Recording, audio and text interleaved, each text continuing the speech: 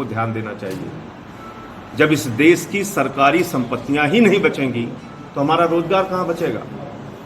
जिस आरक्षण के लिए लोग लड़ते हैं वो आरक्षण ही खत्म हो जाएगा, क्योंकि सरकारी नौकरियां खत्म, आरक्षण खत्म। और अब आरक्षण सिर्फ दलितों और पिछड़ों तक सीमित नहीं है, अब आरक्षण 10% गरीब सवर्णों के लिए भी है। तो सबका नुकसान है, सबका नुकसान है, धीरे धीरे करके सबका नुकसान है। पिछले 10 महीने से देश का अन्नदाता किसान सड़कों पर बैठा है। 700 से ज्यादा किसानों ने अब तक अपनी आत्महत्या की है, उनकी जान ली गई है, उन पे लाठियां चलाई गई हैं, उनके सामने कटीले तार गाड़े जाते हैं, उनको पाकिस्तानी, खालिस्तानी, मवाली, गुंडा, आतंकवादी, पता नहीं क्या क्या कह के संबोधित किया गया। अपने देश के अन्नदाताओं से प्रधानमंत्री जी को बात करने की फुर्सत नहीं है। रात में 12 बजे वो अपना महल देखने और सेंट्रल विस्टा देखने चले जाते हैं। किसानों के मुद्दे का समाधान होना चाहिए। पहले दिन से आम आदमी पार्टी उनके साथ खड़ी है। याद होगा जब मैंने माइक तोड़ा था तो मुझे सस्पेंड कर दिया गया और तब मेरी बड़ी आलोचना हुई, तुम किसानों की हड्डियां तोड़ रहे हो। मैंने तो संख्या बल को दबाकर जब ये काला कानून पास किया जा रहा था उस वक्त ही हमने विरोध किया था। हो सकता है उसमें हमारे विरोध का तरीका ठीक न रहा हो, लेकिन मुद्दा जायज था। तीनों काले कानून के माध्यम से हिंदुस्तान के किसानों के मौत के फरमान पे हस्ताक्षर किया गया है।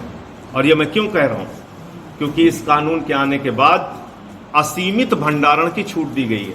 यानी प्राइवेट कंपनियां सस्ते में किसानों से गेहूं, धान, आलू, प्याज, गन्ना, जो भी उनके उपज होंगे उसको सस्ते में खरीदेंगे, बड़े बड़े कोल्ड स्टोरेज में असीमित भंडारण करेंगे और जब बाजार में उस चीज की कमी हो जाएगी तो महंगे दामों पे उसको बेचेंगे। तो ये कानून कालाबाजारी, जमाखोरी और महंगाई तीनों को बढ़ावा देने वाला है, नंबर 1।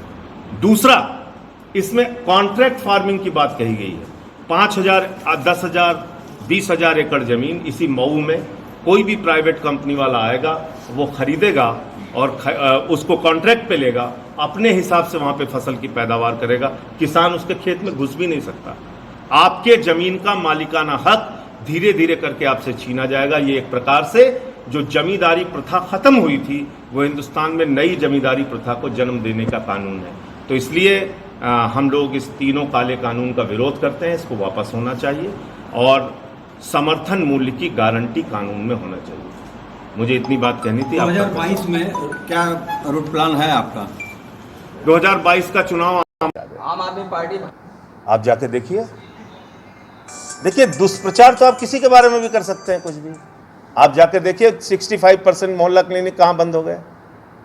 दिल्ली एक ऐसा राज्य है जहां पर कि फ्लाईओवर बनाने के नाम पर 150 करोड़ रुपए दिल्ली की सरकार ने बचाया। यानी एस्टिमेटेड कॉस्ट जितनी थी उससे कम पे काम किया। और जब 150 करोड़ रुपए बच गए, केजरीवाल जी से लोगों ने पूछा क्या करेंगे, तो बोले हम सबको फ्री में दवाइयां देंगे अस्पताल में। तो हम एक ईमानदार सरकार चला के लोगों की सुविधाओं के लिए काम कर रहे हैं। उत्तर प्रदेश में भी हमारा एजेंडा बहुत साफ है। लोगों के लिए हम संकल्पबद्ध हैं, जनता के लिए संकल्पबद्ध हैं, उनके लिए काम करेंगे, उनके लिए योजनाएं लेके आएंगे, उनको समझाने का प्रयास करेंगे। हमारे साथ जुड़ेंगे लोग, ऐसी उम्मीद है, क्योंकि तिरंगा यात्रा में जिस प्रकार की सफलताएं मिल रही हैं, जिस तरह से हमको जिला पंचायत के चुनाव में 40 लाख वोट मिले, 83 हमारे जिला पंचायत सदस्य जीत के आए, ग्राम प्रधान और बीडीसी जीत के आए, इससे हम ये कह सकते हैं कि आम आदमी पार्टी का जन समर्थन लगातार बढ़ रहा है। अभी हमारी पार्टी का फैसला है, हम अकेले चुनाव लड़ेंगे। अपराधियों का स्थान दे दिया?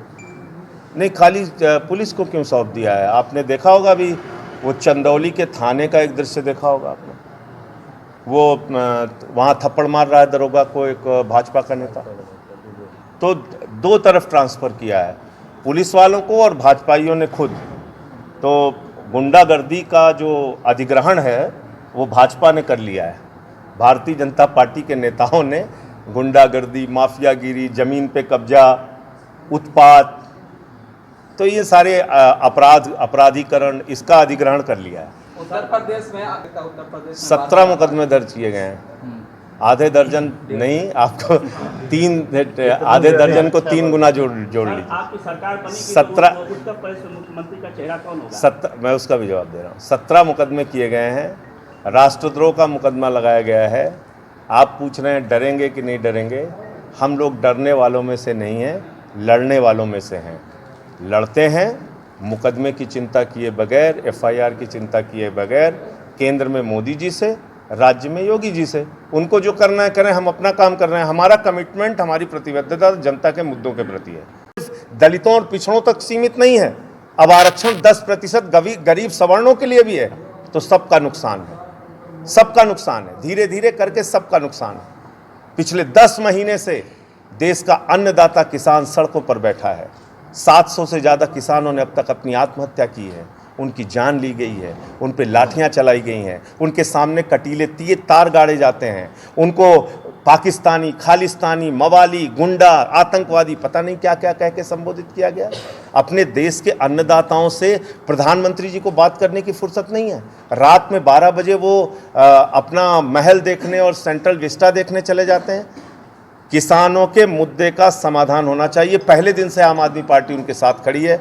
याद होगा जब मैंने माइक तोड़ा था तो मुझे सस्पेंड कर दिया गया और तब मेरी बड़ी आलोचना हुई, तुम किसानों की हड्डियां तोड़ रहे हो। मैंने तो संख्या बल को दबाकर, जब ये काला कानून पास किया जा रहा था उस वक्त ही हमने विरोध किया था। हो सकता है उसमें हमारे विरोध का तरीका ठीक ना रहा हो, लेकिन मुद्दा जायज़ था।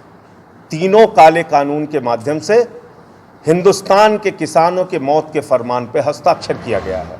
और ये मैं क्यों कह रहा हूँ, क्योंकि इस कानून के आने के बाद असीमित भंडारण की छूट दी गई है। यानी प्राइवेट कंपनियां सस्ते में किसानों से गेहूं, धान, आलू, प्याज, गन्ना, जो भी उनके उपज होंगे उसको सस्ते में खरीदेंगे, बड़े बड़े कोल्ड स्टोरेज में असीमित भंडारण करेंगे और जब बाजार में उस चीज़ की कमी हो जाएगी तो महंगे दामों पे उसको बेचेंगे। तो ये कानून कालाबाजारी, जमाखोरी और महंगाई तीनों को बढ़ावा देने वाला है। नंबर 1, इसमें कॉन्ट्रैक्ट फार्मिंग की बात कही गई है। 5,000, 10,000, 20,000 एकड़ ज़मीन इसी मऊ में कोई भी प्राइवेट कंपनी वाला आएगा, वो खरीदेगा और उसको कॉन्ट्रैक्ट पे लेगा, अपने हिसाब से वहाँ पे फसल की पैदावार करेगा।